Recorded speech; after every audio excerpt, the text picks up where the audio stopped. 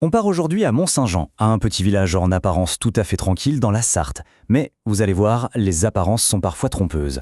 Là-bas, deux maisons, de simples maisons construites par la mairie, sont en train de mettre le feu aux poudres. Et tout ça à cause d'une seule chose, leur prix. Au centre de cette histoire, on trouve le maire, Daniel Lefebvre. Son idée au départ, elle est plutôt simple et même louable, construire 2 logements pour redonner un coup de fouet à sa commune. Sauf que ce qui était vendu comme un projet d'avenir s'est transformé, aux yeux d'une partie des habitants, en un véritable fiasco financier, un symbole de dépenses totalement hors de contrôle. Accrochez-vous bien, 615 000 €. Voilà, c'est la facture finale, toute taxe comprise, annoncée par la mairie pour ces 2 pavillons. Un chiffre qui a fait l'effet d'une bombe, et pas seulement dans le village. Alors forcément, la question qui est sur toutes les lèvres, c'est « mais comment est-ce possible ? 2 maisons dans un petit village, comment ça peut coûter aussi cher ?»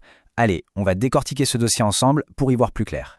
Alors du côté de la mairie, attention, on ne parle pas du tout de dépenses. Non, on parle d'investissement. Un investissement stratégique même. Pour l'équipe municipale, c'est une vision, une façon de garantir la survie du village. L'idée sur le papier, elle se tient, c'est de créer une sorte de cercle vertueux. Vous voyez le truc, on attire de nouvelles familles, hop, ça sauve l'école du village. Si l'école reste ouverte, les commerces aussi. C'est tout un écosystème qui est en jeu. Et pour mettre toutes les chances de leur côté, la mairie a pris une décision assez forte. Ces maisons seront louées sans aucune condition de revenus. Et comment le maire défend ce projet coûteux ? Eh bien, il parle de gérer la commune en « bon père de famille ». C'est son expression. Pour lui, ça veut dire être prudent, oui, mais surtout penser à l'avenir. Et cet investissement, ce parc locatif, il le voit comme la future richesse du village. Et puis, il n'y a pas que l'aspect économique. Derrière tout ça, il y a une vraie dimension sociale. En tout cas, c'est ce que la mairie met en avant. On parle d'une aide intelligente pour que des familles puissent se reconstruire, reprendre pied. Bref, l'investissement serait avant tout humain. Bon, ça c'est la version officielle. Mais, comme on peut s'en douter, elle est très très loin de convaincre tout le monde. En face, un collectif de citoyens s'est créé. Son nom, Mont-Saint-Jean Autrement. Et pour eux, ce n'est pas un projet d'avenir, c'est carrément le chantier de tous les excès. Et ils ont une formule assez parlante pour résumer leur colère. C'est une façon de dire que pour eux, le prix de ce projet est complètement délirant, totalement déconnecté de la réalité du marché. Et leurs critiques, elles sont loin d'être vagues. Au contraire, elles sont très précises. En gros, le collectif demande des comptes. Comment le budget a-t-il pu déraper à ce point sans la moindre explication ? Pourquoi c'est si cher par rapport à tout ce qui se vend autour ? Où est la transparence dans tout ça ? Et la question qui tue, où sont passées les subventions qui étaient promises au début ? Et attendez, il y a un détail qui change tout. Le terrain sur lequel on a construit, il appartenait déjà à la mairie. Donc les 615 000 €, c'est juste pour la construction. Ok, assez parlé, il est temps de regarder les chiffres de près. C'est là que ça devient vraiment intéressant. Et voilà, on est au cœur du réacteur. D'un côté, on a le plan de départ, noir sur blanc, dans un document officiel de 2022. On tablait sur environ 400 000 € en tout, et on comptait sur plus de 100 000 € d'aide. Ça, c'était le plan. Et de l'autre, la réalité 2 ans plus tard, 615 000 €. Et les subventions, zéro, nada, disparu. La conséquence, elle est simple, c'est la commune qui paye tout. La part de la commune a plus que doublé.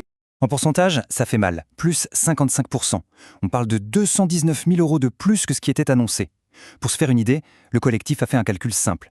Avec ce dépassement seul, on aurait pu construire une 3e maison. Rien que ça. Et comme si ça ne suffisait pas, il n'y a pas que l'argent qui a dérapé. Le calendrier aussi a explosé. Les maisons devaient être livrées mi-2023. Finalement, ce sera 1 an plus tard. Évidemment, quand on met bout à bout le surcoût et les retards, ça alimente sérieusement les soupçons de mauvaise gestion. Mais l'argument massu du collectif, leur coup de grâce si on peut dire, c'est la comparaison avec le marché immobilier du coin.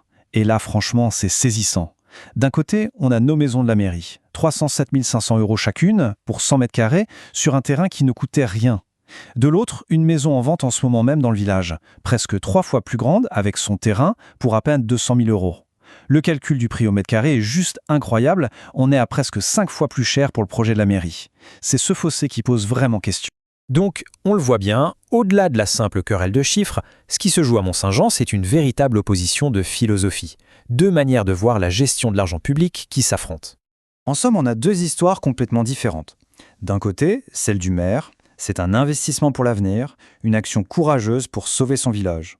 Et de l'autre, la version du collectif, c'est un pari fou, un projet déconnecté de la réalité, géré dans l'opacité et qui coûte une fortune aux habitants. Et le collectif ne s'arrête pas au constat, il se projette dans l'avenir et pose des questions qui fâchent. Comment on rentabilise un projet pareil ?